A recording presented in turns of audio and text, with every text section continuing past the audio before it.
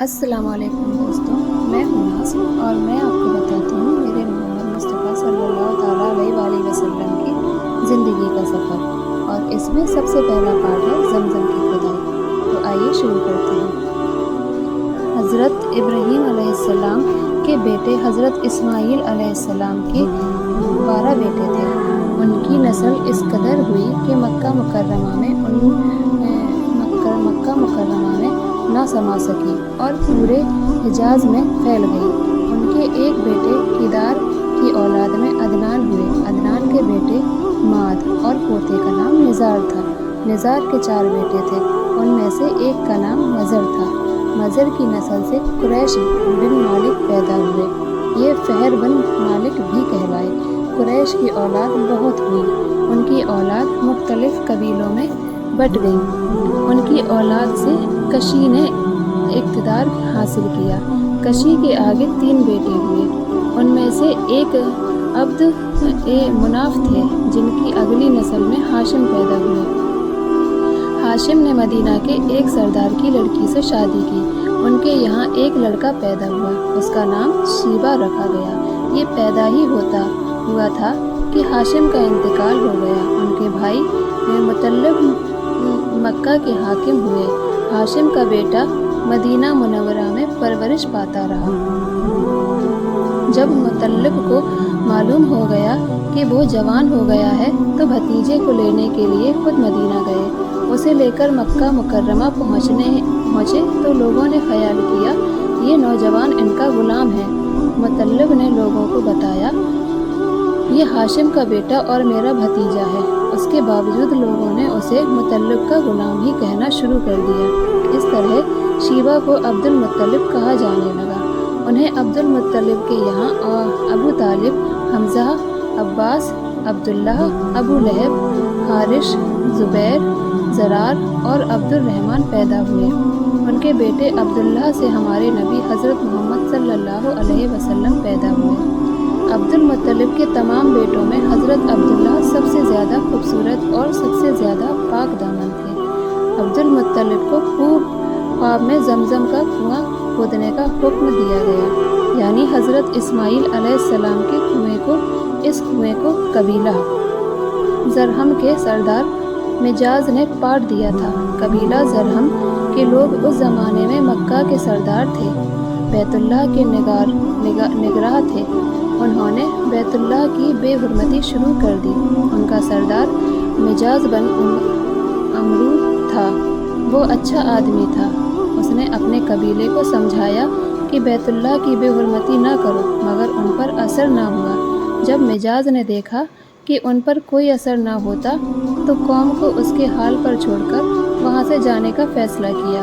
اس نے تمام مال و دولت، تلواریں اور زرہیں وغیرہ خانہ کعبہ سے نکال کر زمزم کے کنویں میں ڈلوا دی اور مٹی سے اس کو پاٹ دیا۔ کنواں اس سے پہلے ہی خشک ہو چکا تھا، اب اس کا نام و نشان مٹ گیا۔ مدتوں یہ کنواں بند پڑا رہا۔ اس کے بعد بنو جزا نے بنو زرہم کو وہاں سے مار بھگایا۔ بنو خزاع اور کشی کی سرداری کا زمانہ اسی حالت میں گزرا، کنواں بند رہا، یہاں تک کہ کشی کے بعد عبد المطلب کا زمانہ آ گیا۔ انہوں نے خواب دیکھا۔ خواب میں انہوں نے زمزم کے کنویں کی جگہ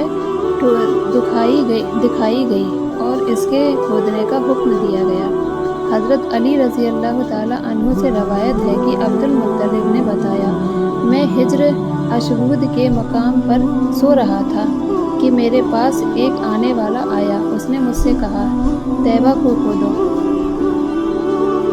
میں نے اس سے پوچھا طیبہ کیا ہے، مگر وہ کچھ بتائے بغیر چلا گیا۔ دوسری طرف رات بھر خواب میں وہی شخص آیا، کہنے لگا برہ کو کھودو۔ میں نے پوچھا برہ کیا ہے، وہ کچھ بتائے بغیر چلا گیا۔ تیسری رات میں اپنے بستر پر سو رہا تھا کہ پھر وہ شخص خواب میں آیا، اس نے کہا مجنون کھودو۔ میں نے پوچھا مجنون کیا ہے، وہ بتائے بغیر چلا گیا۔ اس سے اگلی رات میں پھر بستر پر سو رہا تھا کہ وہی شخص پھر آیا اور بولا زمزم کھودو۔ میں نے اس سے پوچھا زمزم کیا ہے، اس بار اس نے کہا زمزم وہ ہے جس کا پانی کبھی ختم نہیں ہوتا، جو حاجیوں کے بڑے بڑے مجموعوں کو سیراب کرتا ہے۔ عبد المطلب کہتے ہیں میں نے اس سے پوچھا یہ کنواں کس جگہ ہے؟ اس نے بتایا جہاں گندگی اور خون پڑا ہے اور کوا ٹھونکنے مار رہا ہے۔ دوسرے دن عبد المطلب اپنے بیٹے حارث کے ساتھ وہاں گئے۔ اس وقت ان کے یہاں یہی ایک لڑکا تھا۔ انہوں نے دیکھا وہاں گندگی اور خون پڑا تھا اور ایک کنواں ٹھونگے مار رہا تھا۔ اس جگہ کے دونوں طرف بت موجود تھے اور یہ گندگی اور خون دراصل ان بتوں پر قربان کیے جانے والے جانوروں کا تھا۔ پوری نشانی مل گئی تو عبد المطلب کدال لے آئے اور کھدائی کے لیے تیار ہو گئے، لیکن اس وقت قریش وہاں آ پہنچے۔ انہوں نے کہا اللہ کی قسم ہم تمہیں یہاں کھدائی نہیں کرنے دیں گے، تم ہمارے ان دونوں بتوں کے درمیان کنواں کھودنا چاہتے ہو جہاں ہم ان کے لیے قربانیاں کرتے ہیں۔ عبد المطلب نے ان کی بات سن کر اپنے بیٹے حارث سے کہا تم ان لوگوں کو میرے قریب نہ آنے دو، میں کھدائی کا کام کرتا رہوں گا، اس لیے کہ مجھے جس کام کا حکم دیا گیا ہے میں اس کو ضرور پورا کروں گا۔ قریش نے جب دیکھا کہ وہ باز آنے والے نہیں تو رک گئے۔ آخر انہوں نے کھدائی شروع کر دی۔ جلد ہی کنویں کے آثار نظر آنے لگے۔ یہ دیکھ کر انہوں نے اللہ اکبر کا نعرہ لگایا اور پکار اٹھے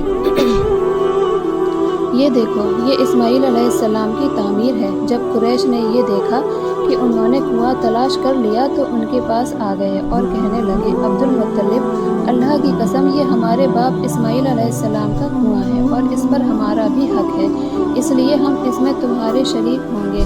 یہ سن کر عبد المطلب نے کہا میں تمہیں اس میں شریک نہیں کر سکتا، یہ مجھے اکیلے کا کام ہے۔ اس پر قریش نے کہا تب پھر اس معاملے میں ہم تم سے جھگڑا کریں گے۔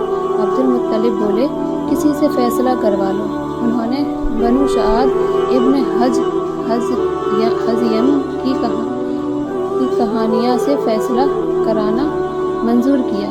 یہ کاہنہ مالک شام کے بلائی علاقے میں رہتی تھی۔ آخر عبد المطلب اور دوسرے قریش اس کی طرف روانہ ہوئے۔ عبد المطلب کے ساتھ عبد مناف کے لوگوں کی ایک جماعت تھی، جبکہ دیگر قبائل قریش کی بھی ایک جماعت ساتھ تھی۔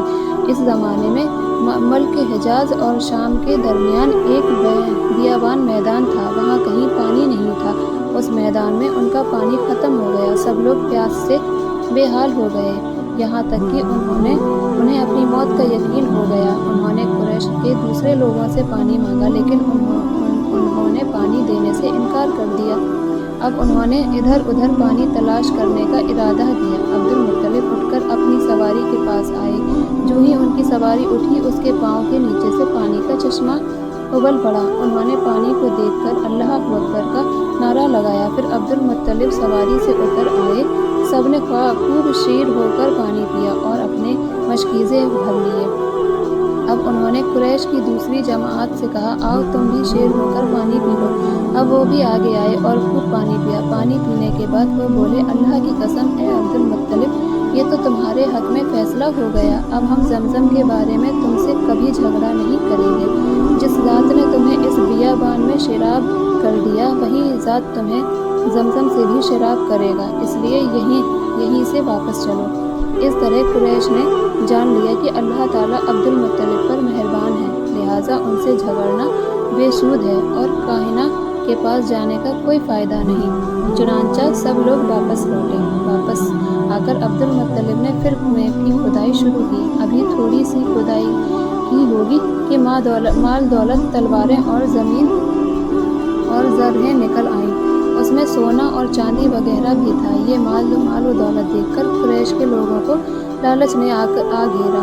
انہوں نے عبد المطلب سے کہا عبد المطلب اس میں ہمارا بھی حصہ ہے۔ ان کی بات سن کر عبد المطلب نے کہا نہیں، اس میں تمہارا کوئی حصہ نہیں، تمہیں انصاف کا طریقہ اختیار کرنا چاہیے، آؤ پانسوں کے تیروں سے کرا ڈالیں۔ انہوں نے ایسا کرنا منظور کر لیا۔ 2 تیر کعبے کے نام سے رکھے گئے، 2 عبد المطلب اور 2 قریش کے، باقی لوگوں کے نام کے پانسا پھینکا گیا تو مال اور دولت کعبہ کے نام نکلا، تلواریں اور زرہیں عبد المطلب کے نام اور قریشوں کے نام کے تیر تھے وہ کسی چیز پر نہ نکلے۔ اس طرح فیصلہ ہو گیا۔ عبد المطلب نے کعبے کے دروازے کو سونے سے سجا دیا۔ زمزم کی کھدائی سے پہلے عبد المطلب نے دعا مانگی تھی کہ اے اللہ، اس کی کھدائی کو مجھ پر آسان کر دے، میں اپنا ایک بیٹا تیرے راستے میں ذبح کروں گا۔ اب جبکہ کنواں نکل آیا تو انہیں خواب میں حکم دیا گیا، اپنی منت پوری کرو، یعنی ایک بیٹے کو ذبح کرو۔